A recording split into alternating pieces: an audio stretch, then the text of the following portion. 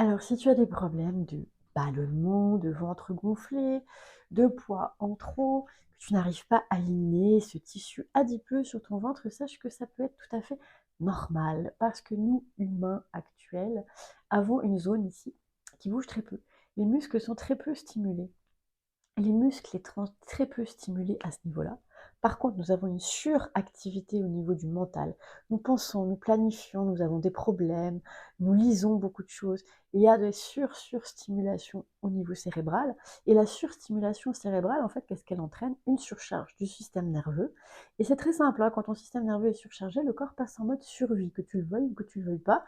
Même si on appelle ça communément le stress, hein, c'est un peu la poubelle à tout, ce n'est pas seulement du stress, c'est un mode survie. C'est-à-dire que le corps est obligé de gérer un excès de quelque chose.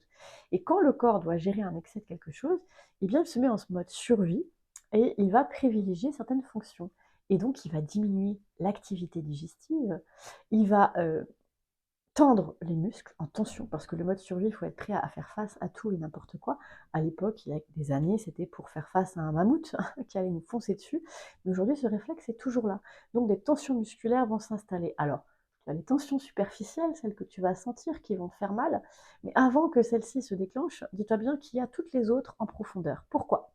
Parce que tes muscles superficiels ne se mettent en tension que parce que tes profonds ne peuvent plus faire leur boulot. Et comment ça se fait?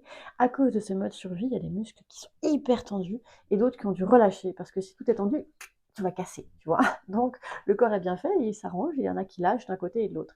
Mais ce qui va aboutir à une instabilité à ce niveau-là et par exemple, tu vas être obligé d'avoir des tensions au niveau du cou et des épaules.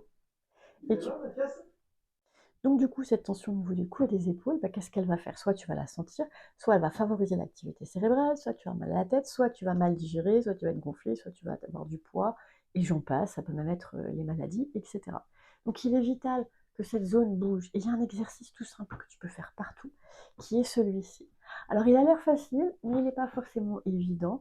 C'est le nombril qui doit mener la danse. Le nombril doit aller en avant, et en arrière. Et tu vois, après, tu fais une espèce de vague en partant du nombril, ou alors tu peux penser plus au pubis, mais c'est surtout pas un mouvement qui part des épaules. Non, c'est un mouvement qui part de ton nombril et qui va se propager dans le reste de ta colonne vertébrale. Mais le but n'est pas de réussir parfaitement l'exercice, mais bien d'aller ressentir ce qui se passe et de sentir, tiens, ça bouge ou tiens, ça bouge pas.